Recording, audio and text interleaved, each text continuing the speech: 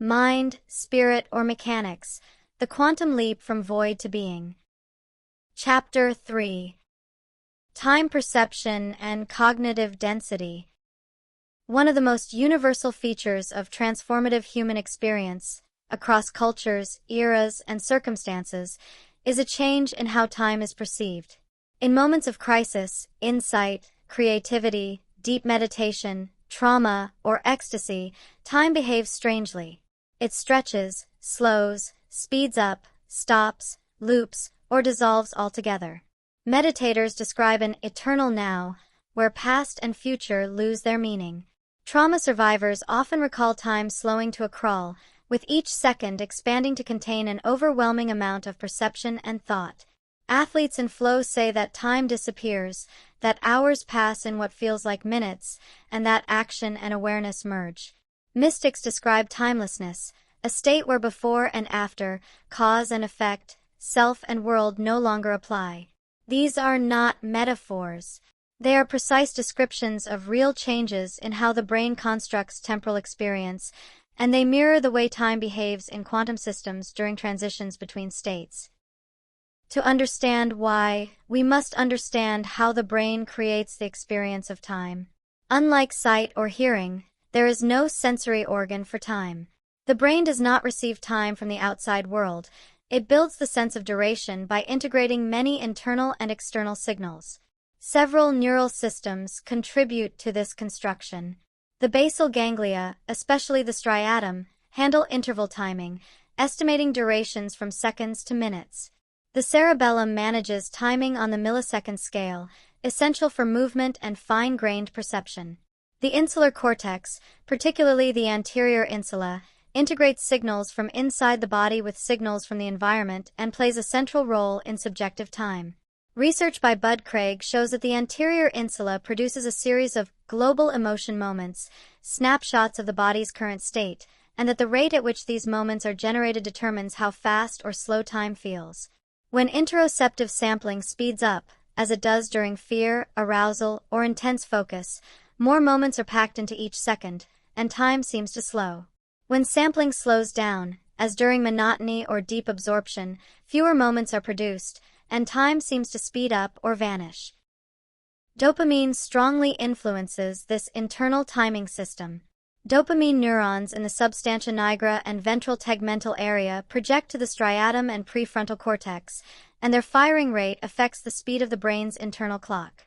High dopamine, during excitement, novelty, anticipation, or stimulant use, speeds up the internal clock, making subjective time expand. Low dopamine, during boredom, depression, or sedative states, slows the internal clock, making time contract or disappear. This is why enjoyable experiences seem to pass quickly, why waiting rooms feel endless, and why stimulants make time feel slow while depressants make it feel fast or absent. But the most profound distortions of time occur during genuine state transitions, moments when the brain reorganizes itself and shifts from one attractor state to another. Carl Friston's free energy principle and predictive processing framework offer a powerful explanation. The brain is fundamentally a prediction machine. It maintains an internal model of the world and constantly predicts what will happen next. When predictions are accurate, processing is efficient and compressed. But when predictions fail, when something surprising or deeply meaningful occurs, the brain must devote extra resources to updating its model. This update is computationally expensive and involves widespread neural reorganization. During this process, the brain's normal temporal rhythm breaks down. The internal clock, which depends on regular cycles of prediction and updating, cannot maintain its usual pace when the model itself is being rebuilt. The result is the characteristic distortion of time that accompanies transformative experience. Trauma provides a clear example. During a traumatic event, the brain's predictions are violently overturned. The amygdala triggers a surge of stress hormones, adrenaline, cortisol, norepinephrine, that heighten arousal and accelerate interoceptive sampling. At the same time, the prefrontal cortex, overwhelmed by the intensity of the signal, partially disengages from its role in constructing temporal narrative. The result is a mix of hyper-detailed perception and fragmented time. Survivors often recall vivid sensory details, colors, sounds, smells, textures, but cannot reconstruct the sequence of events. Time does not flow. It breaks. Moments become isolated fragments, suspended outside the usual structure of before and after. This is why traumatic memories behave differently from ordinary memories. They are encoded outside the normal temporal framework and resist integration. Meditation produces a different but structurally similar effect. In concentrative practices, samatha, dhyana, contemplative prayer, attention narrows to a single object. As concentration deepens, predictive updating slows. The brain receives less new information, and its internal model becomes increasingly stable. Because the sense of time depends on the rate of model updating, temporal experience begins to dissolve.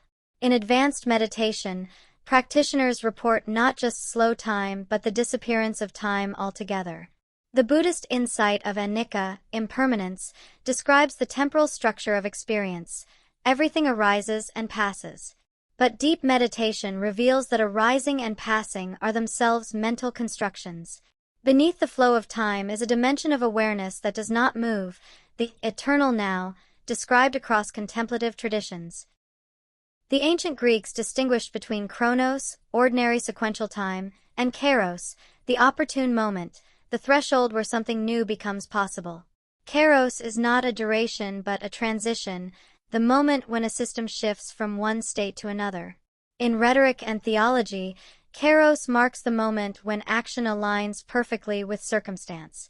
In dynamical terms, it is the bifurcation point, the moment when a control parameter reaches a critical value and the system falls into a new attractor. Chronos is the time between transitions. Kairos is the time of transition itself. And it is precisely at these transition points that time perception is most altered, because the brain's predictive model is being rewritten. Sufi mysticism offers another perspective. The concept of waqt, the moment, describes the mystic's experience of divine presence as a timeless now. Ibn al-Arabi described creation as a continuous, moment-by-moment recreation, the universe annihilated and renewed at each instant. This is not a scientific claim but a phenomenological one, describing the experience of reality at a certain depth of contemplation. Yet it resonates with quantum mechanics, where a system state is undefined between measurements and is redetermined with each observation. The flow state, studied by Mihai Csikszentmihalyi, provides a more everyday example. In flow, a person is fully absorbed in a challenging activity that matches their skill. Attention narrows, action and awareness merge, the sense of self fades, and time either accelerates or disappears. Csikszentmihalyi found these features across activities as diverse as climbing, chess, and surgery. Neurologically, flow involves transient hypofrontality, reduced activity in the prefrontal cortex, the region responsible for self-monitoring and temporal narrative. When this region quiets down, the automatic circuits of the basal ganglia and motor cortex take over. The disappearance of time and flow is the same phenomenon as the disappearance of the self. Both depend on prefrontal functions that temporarily recede. The parallel with quantum mechanics is structural rather than literal. In quantum theory, time does not flow uniformly. During a quantum transition, when a system moves from one energy state to another, the intermediate state is undefined. The system is not in between in any classical sense. It is in one state, and then it is in the other. The quantum jump is the archetype of discontinuous change, abrupt, without intermediate stages. This mirrors the phenomenology of transformative human moments. The instant when a decision crystallizes, an insight arrives, an identity shifts, an addiction breaks, or grief turns into acceptance. There is a before state and an after state, and between them is a gap, a timeless interval where the transformation occurs. The human quantum leap is not a literal quantum event in the brain. It is a structural pattern that appears across levels of reality because it captures something fundamental about how complex systems move from potential to actuality.